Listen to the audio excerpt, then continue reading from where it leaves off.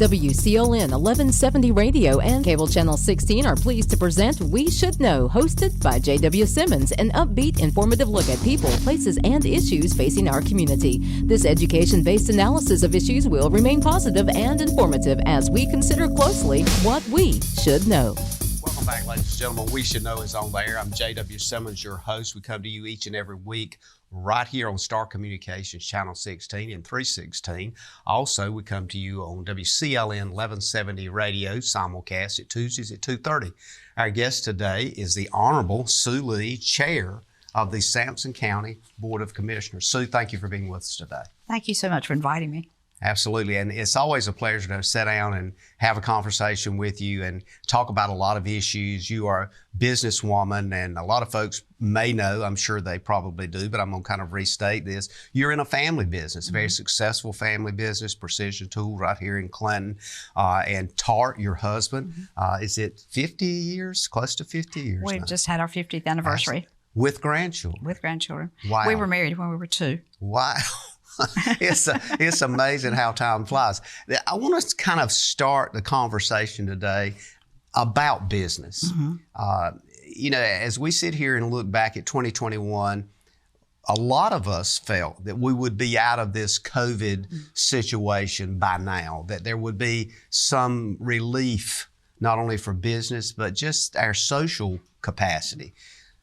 What has it been like for a business owner, especially a very successful family-owned business, to survive 2021 and 2020?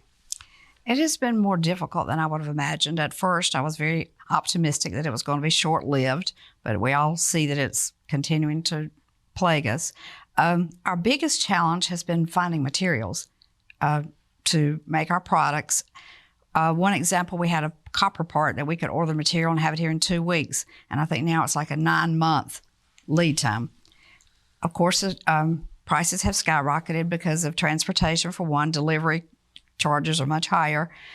We make one product that this part we have made for years and years and years. The cost was $7.56 at the beginning. Now it's like $18 for that one part. When you think about that, there are lots and lots of parts, and each, just say for a lawnmower that you'll use, many parts make that lawnmower. And if each part increases that much, imagine how much the lawnmower is going to cost when all the charges are finally passed on to the consumer.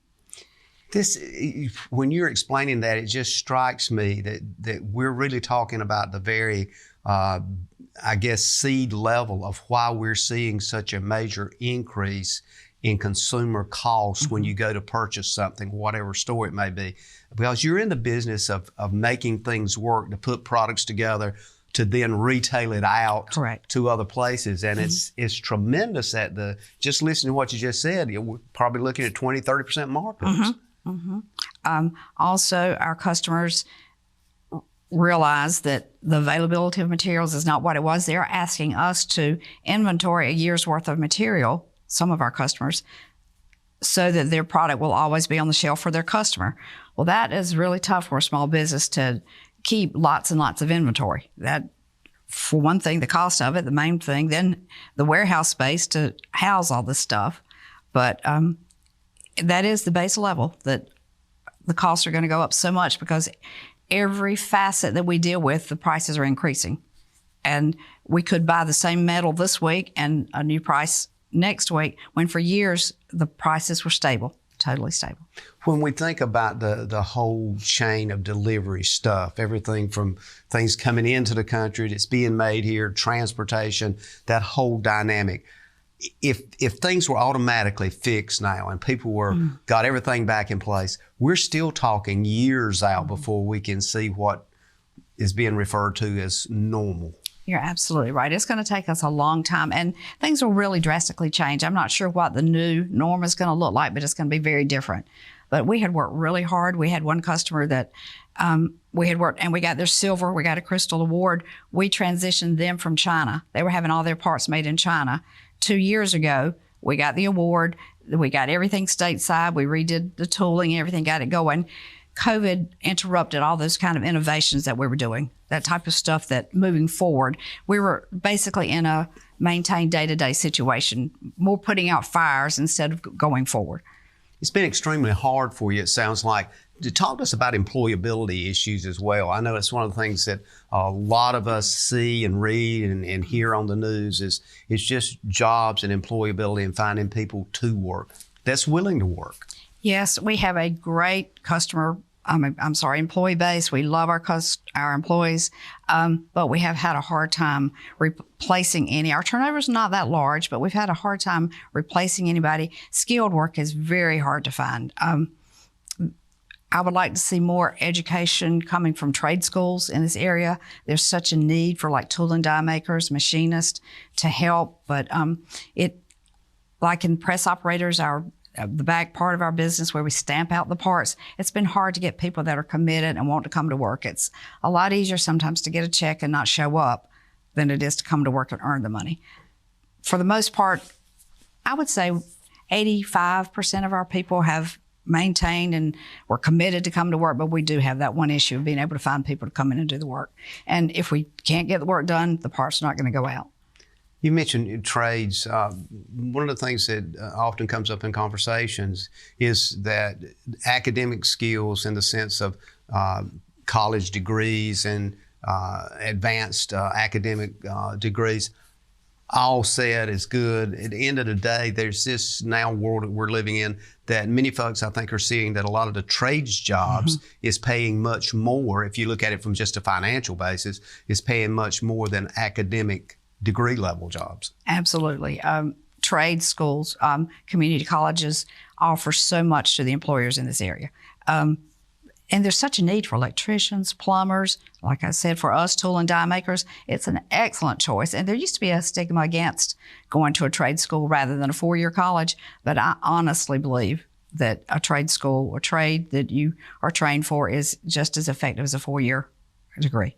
That's for a business, and again, we're just talking now with your business hat on. For a business, how is the transition to non-fossil fuel-based energy affecting you guys, where you're seeing this big dynamic move of being petroleum-free by 2030 and 2040 and that kind of thing? I don't see it as being very realistic, and it's going to be very expensive to start with. Plus, fossil fuels fuel some of the non-fossil fuel processes. So I'm just not a huge proponent of thinking that we can eliminate the fossil fuel industry at all. Energy, I think the energy dynamic for you and your customers that you serve, is that something the products you make and the people you ship your products to, is that something they're concerned about? Do you hear a lot of conversation about that? I really have not. I think, like I said, everything is more of an emergency basis now. It's how are we going to get through this day? How can we get this product? And of course, the increase in the fossil fuel cost and the availability is making all of that harder, but we're coping. When you think about your business, particularly Precision Tool, and you guys have been in business for some decades now, somebody that's thinking about a business or going into a business of their own, and you mentioned several just then when you started talking about trades because they are businesses.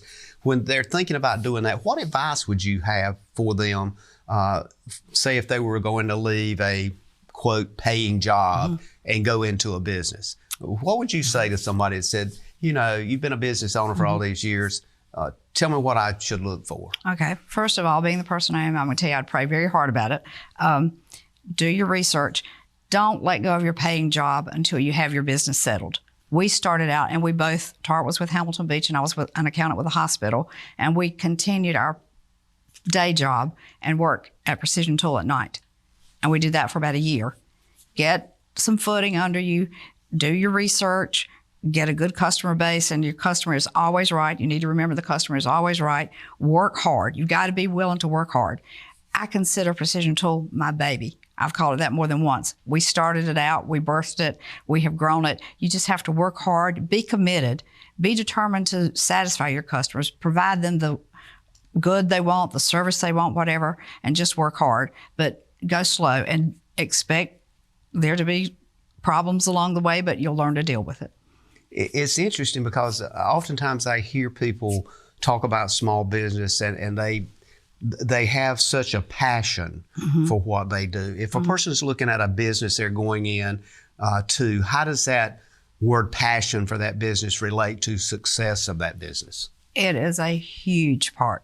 A huge part. As I said, we call it our baby. I always want to see the business grow. You do whatever it takes. And working together in the business has made it easier because we both understand each other's role. And if something's going on, Tart has gotten out of bed during the middle of the night and gone and taken a load of something to the customer. A plant was not going to be able to work the next day, and they realized the night shift realized they didn't have parts, and they called and said, "Is there anything you can do? This load is lost somewhere on the road. We can't find it." And we've missed many family functions and things we wanted to do. The business has to come pretty much first. It's right up there with family. You have to put your business first. So one of the things I thought was interesting, you mentioned that period of time to kind of test and look at that business before you totally turned off the other source of income. That becomes very critical in just stepping from one to the other, correct? Absolutely. Absolutely. You have to make sure, and you got to make sure you got the market. You got to make sure you have the resources, and you just give yourself some time to get that all in place. And when you think it's a dead end, just keep pushing forward. How about location? What's important in looking at location for a business? Everything. And Sampson County is a great location. We're close to ports. We're a small town, small community with not a lot of the extras, but we're so close to like Fayetteville, Raleigh, Wilmington, and we have everything here that we can offer.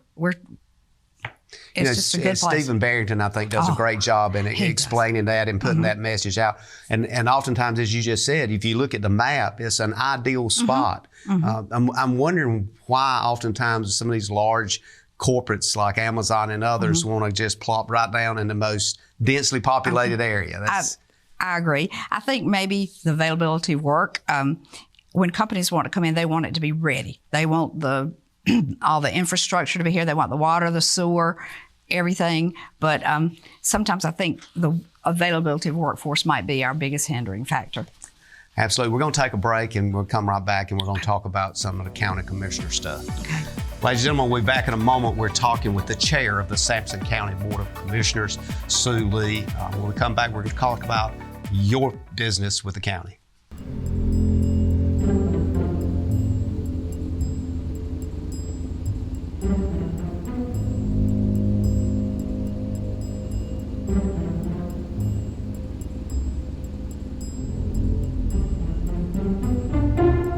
Let's get out of here. Protect what matters most in your life with security from Star Communications. Ladies and gentlemen, welcome back. We Should Know is on everyone. Thank you for being with us today. We're talking with the Honorable Sue Lee, is the chair now of the Sampson County Board of Commissioners. 2014, you got elected. It sounds like 2014 is not that long ago, but you start doing the math, that's been a few years back. So you then progressed. You were the vice chair. Now you're the chairman of the board of the Sampson County Commissioners. Is it just me, or does that seem like a very weighty position? I take the responsibility very seriously. It's a big job, heavy job. I served for 2 years as vice chair under Chairman Billy Lockamy. Did a really good job. Clark Wooten was the chair for 5 years. They both were very active. I was backup vice chair and didn't have as much responsibility at that point. But being vice chair gave me some good on-the-job training, for lack of a better term.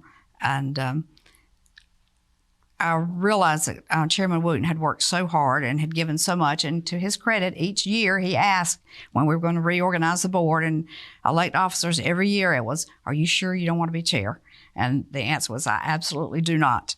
I liked the role that I was in, but I realized that Chairman Wooten needed some time, that I needed to step up and do my part. I didn't need to be lazy. I needed to step up and do what I needed to do for the county. So here I am.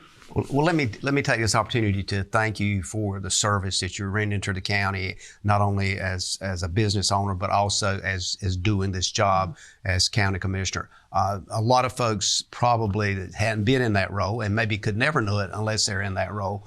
It becomes a huge part of your life. I know the last conversation we had previously, right after you got elected on this show, well, we talked about how you balance that between family, between your private business, and between your job as commissioner. That's hard, isn't it? It's very hard. You have to just set priorities. What is the most important thing today that needs immediate attention, and work around it and go from there. My husband has been very helpful, and he told me when I first decided to run that he would step up and try to do the things with the family, with the business, if I wasn't able to. And he's really, if I didn't have his help, I'm not sure I would be able to do it. But it is a huge balancing act. One of the things I've noticed in your political career is that you've had overwhelming support from District 3, from those people that apparently love Sue Lee. I mean, if you just look at the numbers, I mean, 75% or more of those folks voting are voting for you. So here's what I want to kind of get to with that observation and question. What do you feel like your constituents, the people that's supporting you in District 3, are looking for? They're looking for someone that is going to serve, and serve is the word I like to use as commissioner, that has a person's business at heart. You can't satisfy everybody, but from the overview of trying to do what's the best for the county as a whole. I love my District 3 people, but I'm a commissioner for all of Sampson County now.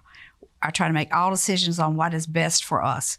My number one go-to point is I will not raise my hands for a tax increase at this point, or at any point. It would have to be a dire circumstance. We have the highest tax rate of any of the contiguous counties.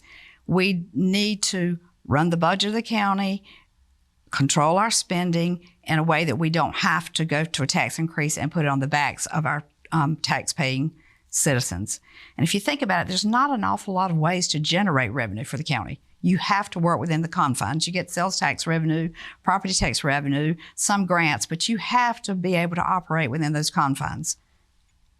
When you look at that government budget, that biennial budget that you guys put out, does your business background, when you look at that budget, contribute to making sure that things are, should I say, trimmed and spaced evenly and put together properly?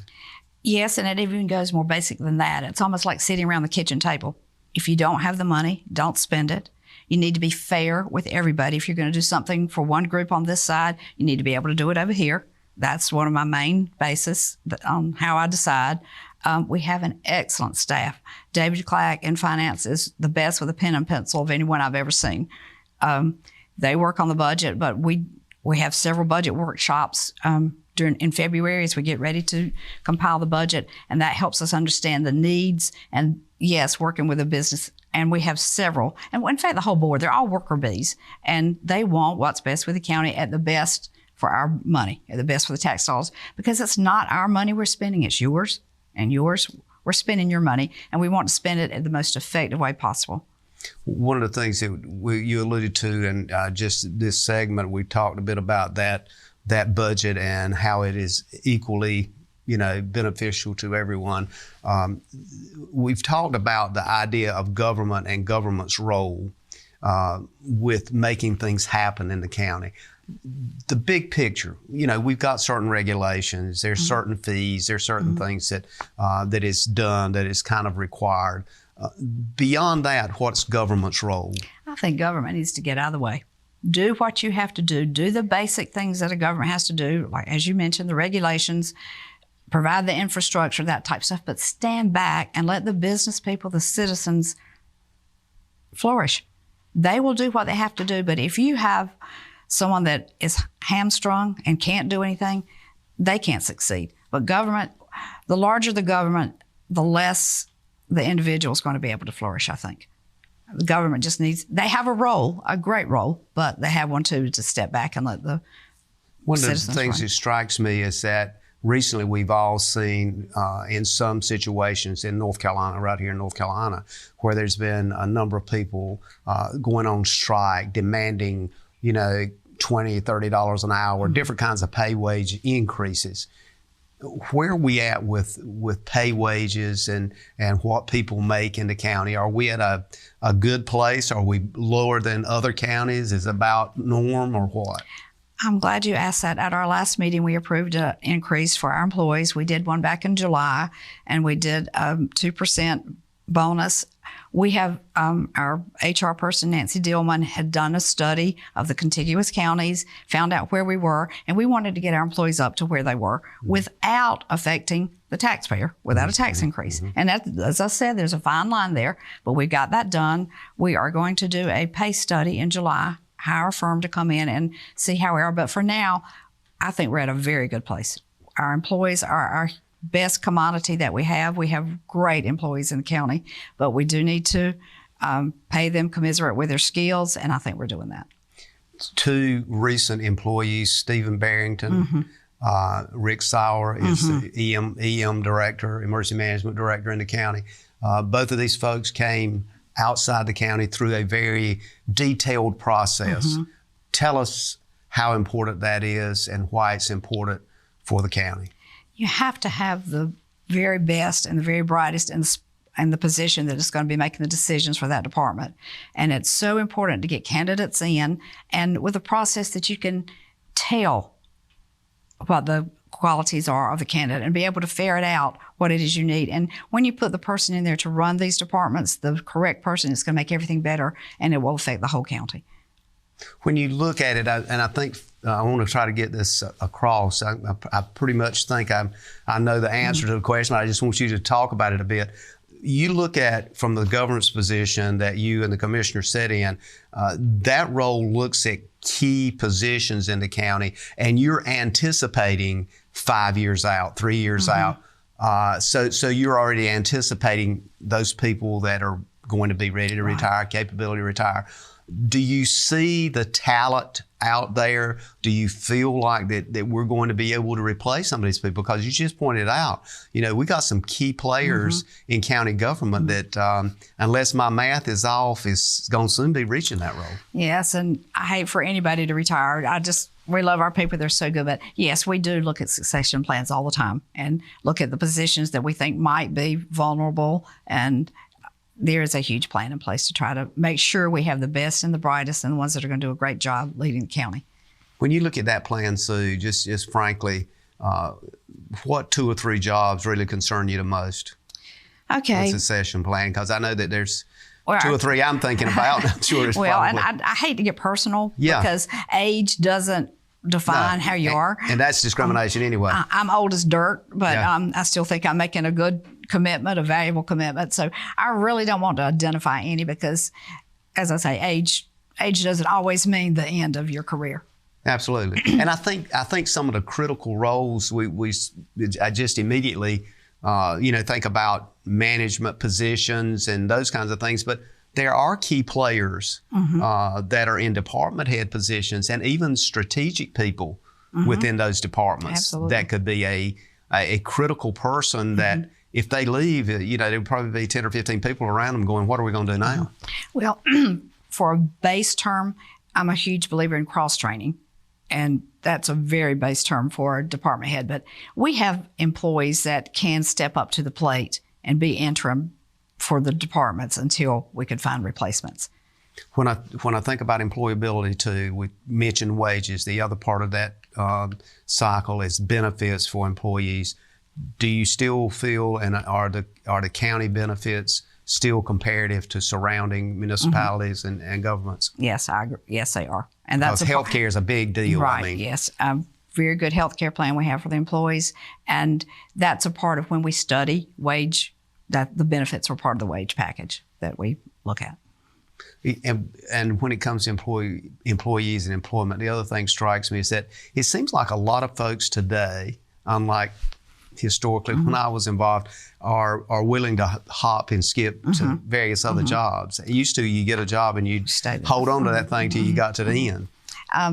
And that is troublesome because if you spend a lot of time and money training someone and then they leave, that's tough. That's why we try really hard to keep our wages competitive, because it costs you a lot of money to train, as you know, and then they go somewhere else. But we try really hard. It's an attractive place to work. We have great employees. We have great department heads. It's a great place to work.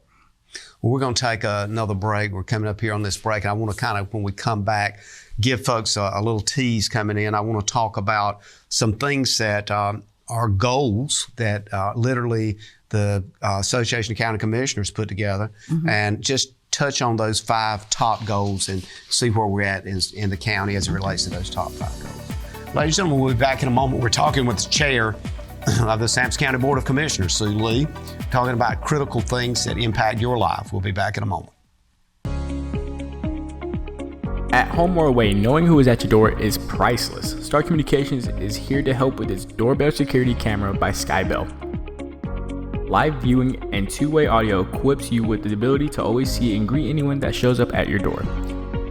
If this is the kind of confidence you are looking for, call Star Communications today at 1-800-706-6538 to learn more about this intelligent security that you can always depend on. Ladies and gentlemen, welcome back. We're about halfway through with the show. We're talking with the chair, the Honorable Sue Lee, chair of the Sampson County Board of Commissioners. Sue, you've got a lot of titles, and a lot of your titles that you've had with government have had before that the first, and the first female, the first. It's like each one of these titles kind of brings the importance of gender and the role of gender into that. I've talked with folks that say to me, well, I wish they would do away with calling it a gender thing, and just because it takes away from the job you do. So that's important. I wanted folks to understand, though, that you have been very aggressively involved in government work now since 2014. The other thing I want to try to do is to get folks to understand the role of governance from the perspective of a county commissioner. When we had one of our original conversations back when 24, I think it was right after you got elected, one of your big concerns was how do I balance all this between family, between work, between this thing called commissioner.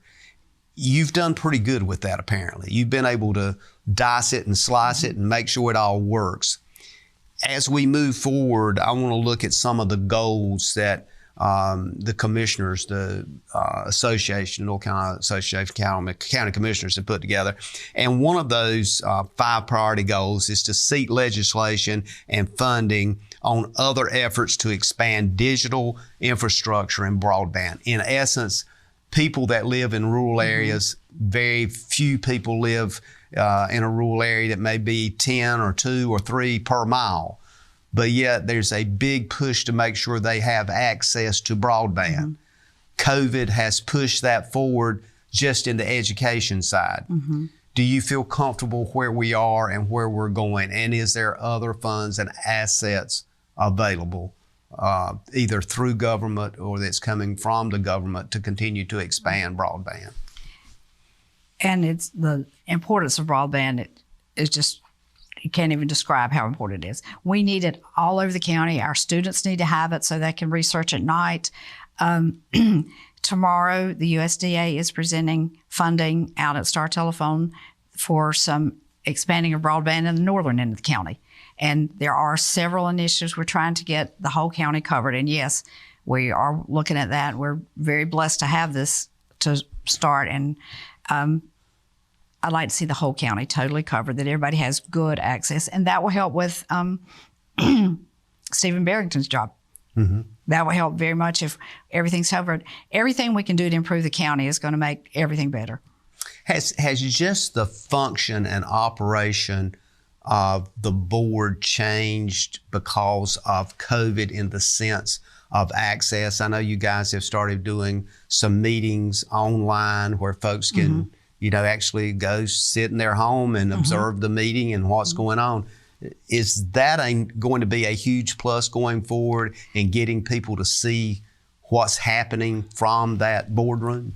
It could be, and a lot of people tuned in at first, and I would like for people to come to our meetings, join if we are on Zoom. I found the Zoom meetings to be laborious. It was hard to tell who was going to talk, and there were some drawbacks to it. But again, being able to reach out and have the public join us was a good thing, and it kept us all safer. Do you see more involvement from younger people with Zoom meetings and various other type of virtual meetings? Do you see people in their 20s and 30s being more involved, or is there still some sense of complacency? A very huge sense of complacency. I don't think they've just gotten there yet, and I think that's just totally natural. It's not a condemnation of them at all, but they'll grow into it. Yeah. We'll grow into it. And I think we see that as part of the process of understanding and deciding to engage. And sometimes there folks, unless it has a specific meaning to them. Right. And I would love to see them engaged. Our youth, and 20-year-old is youth to me, but they need to know what's going on in the world. They need to know. They need to have it from the ground up so they'll know how to vote, know how to be involved. Yeah. And I think part of it is just like I look at your role, people that are younger need to understand somebody's got to drive what you're driving. At some point in time, both you and I, we're going to be, right. You just are not going to be driving anymore, and they got to get prepared for that. Do you think we're doing enough to try to get them seated and understand and feel a feel for what's going on? I know different families do things different ways, but for the totality, from leadership position, are we doing enough? Probably not, but I'm not sure how to reach them. And it's so important. But as families, and again, back to the base level, family can generate more enthusiasm. A lot of responsibility comes to the family on moral issues, training issues. So if the families would encourage it, that would be our best help right there, I think. The other big 5-priority goal part, as you are aware of, is public school funding and assets as it relates to public school funding. In this county, of course, we've had some new high schools built. We've got one of our oldest high schools, I think, is Hopton High School, and that district is going through some issues up there just with population of students. How do we and what should we be looking at? And this is just from Sue Lee's window of looking out. What do you see as it relates to capital funding for public schools? Is that something that's in the future? Is it far down the road? Should it be a state issue? Is it a county issue? Is it a combined issue? It's a totally combined issue. And we probably need to look at things from using a different lens. Is a new building going to be what we need? Going forward in the future, are there going to be more Zoom? Is there going to be more online classes? Do we need to combine what we have? There are all kinds of issues with the population dropping, and it's the support from the locals is hard to dismiss. The people want their schools, and I can understand how the people in the Hopton district feel. They love Hopton, they love that, but is that the way to go? Do we need to build a new school, or do we need to reassess what you have? When you build a new school, you then have the obligation, which the county has, of maintaining the building. It is very expensive to maintain buildings. We're going to have to look at everything through a futuristic lens instead of how the old way was of doing things. And it might be that that's what we need to do, build a new school, but there are a lot of questions that need to be answered. And I think one of the things the legislature in North Carolina wrestles with too is those very questions and those very problematic issues and the whole idea of equity as it relates to rural areas and urban areas. And that gets back to the tax base as well. At some point in time, the county is just not affordable because a new school, last time I talked with anybody in depth about this, a new high school just average would be $50 million plus. So we're talking a huge investment. I heard 65, but I have never built anything that came in on budget. So $65 million is a lot of money. And if we're going to expend that, we need it to be to the very best advantage for everybody in the county. What do you hear from your constituency about the needs for public schools? Everybody still has a strong support for public schools, I think, and that we need to fund them. And I think we do. We need to provide the best education possible for children. But on the other hand, I would like to see the parents getting more involved. I think we need more parental, more family involvement, and maybe local clubs or whatever helping out the students that don't have the benefit of a family involvement. And part of it that you just mentioned, like historically we've had the PTOs and one time it was the Parent Teachers Association, I think. Those organizations can become very, should I say, vocal or very promotive oriented to try to help seek it. I guess my question is, should folks look at the county commissioners and say, okay, you sit at that table, you figure this out and let us know? Or should they engage and say, we're part of this as well and we want to contribute to the solution?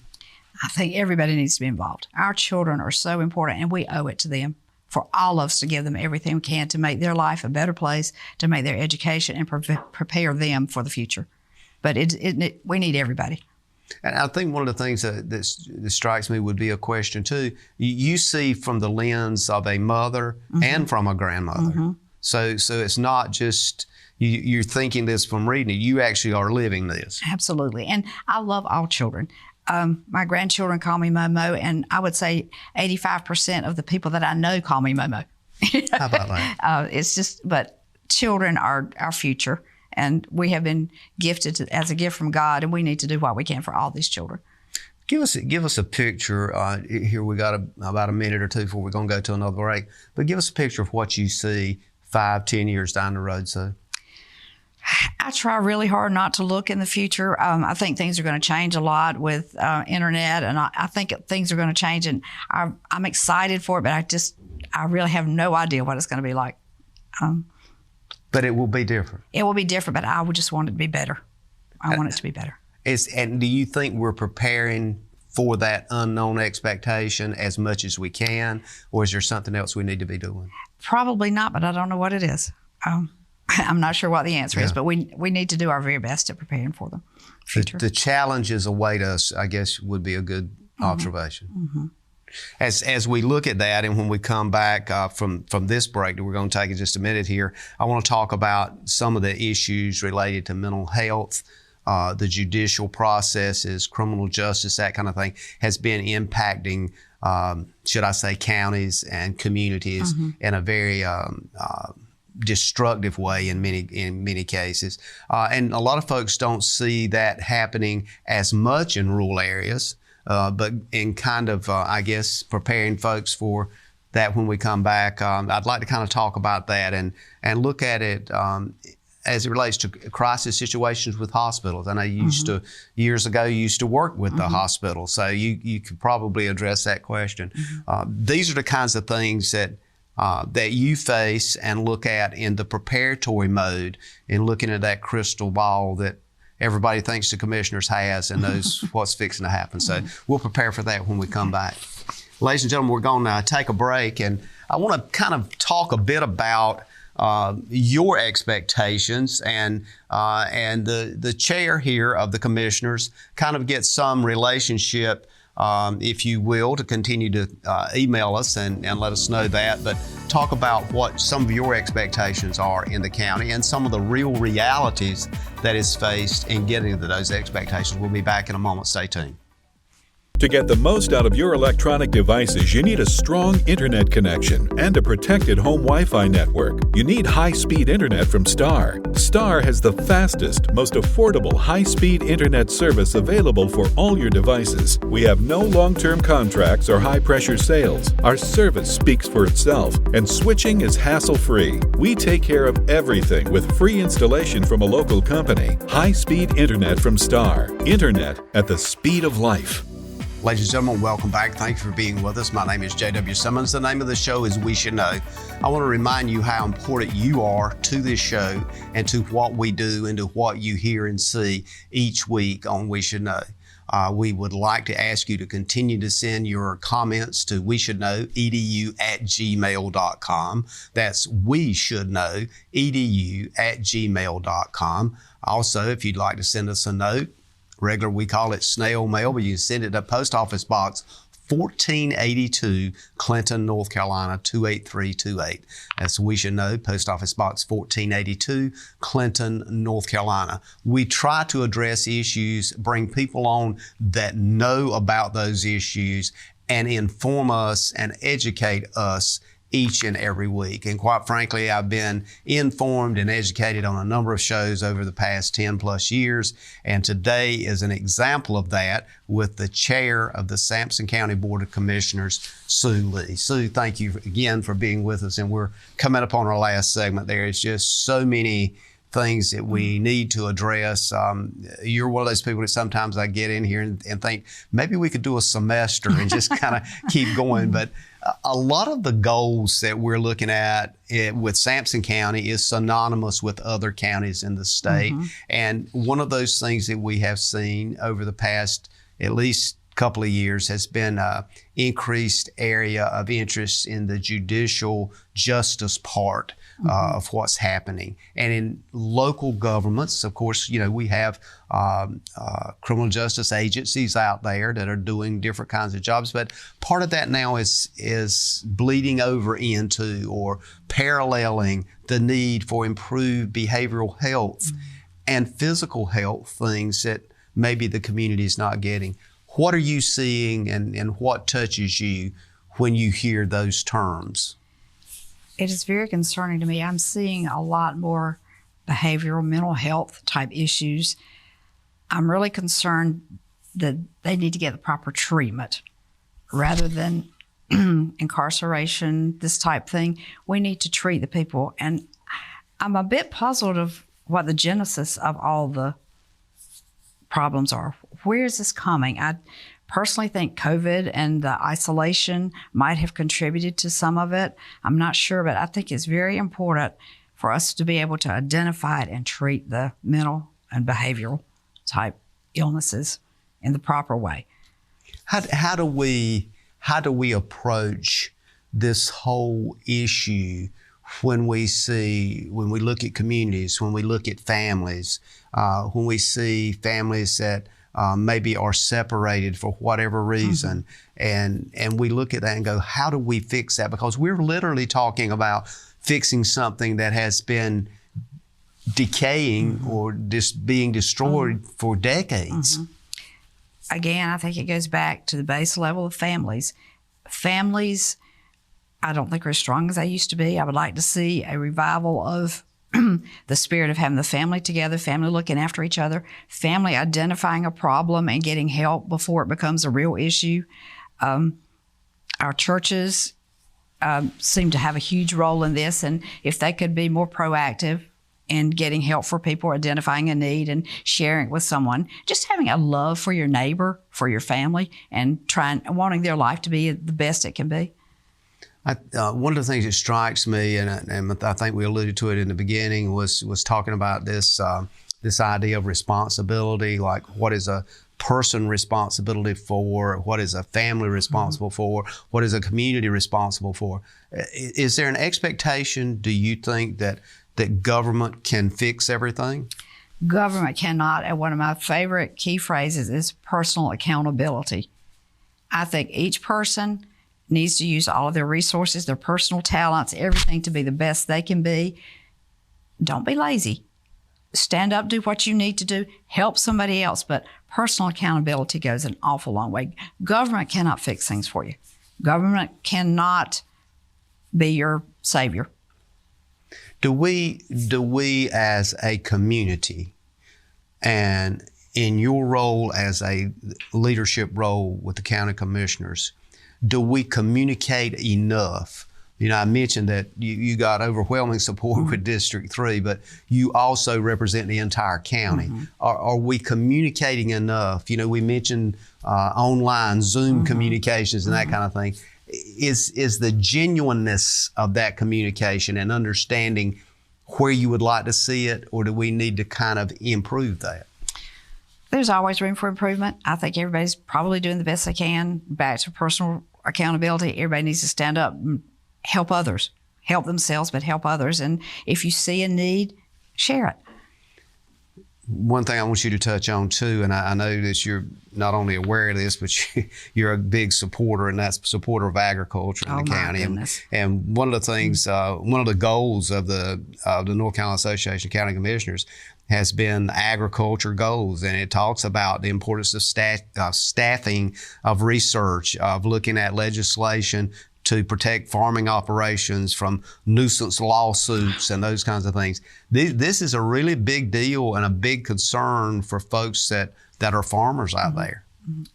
Agriculture is the backbone of Sampson County. We would be totally bereft if we didn't have our agriculture. We need to do all that we can to support our farmers. They contribute. We would be a ghost town in Sampson County. Can you imagine if all the lawsuits that were brought were successful and our farmers had to go out of business? Think of all the jobs, and it doesn't just affect the farmer. The farmer goes to the grocery store, the farmer goes to a restaurant. All of these people would be hurting. Our tax base would be knocked down to a bare minimum.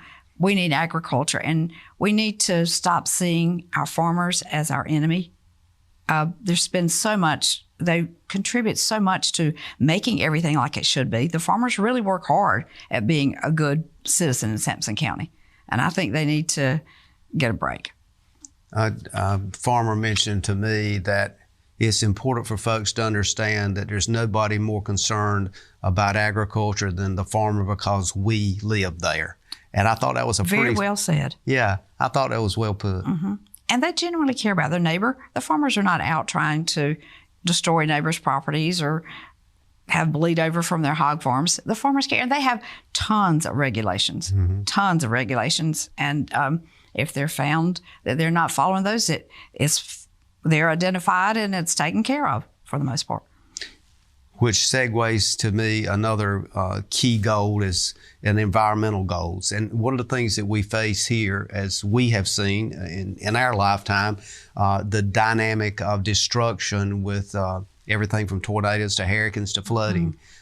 What do we need? What's the county's role in assuring that we have the capacity and that things are done to make it less impacting when we see these disasters impact us? And certainly we've seen that here, particularly with flooding in various areas of the county.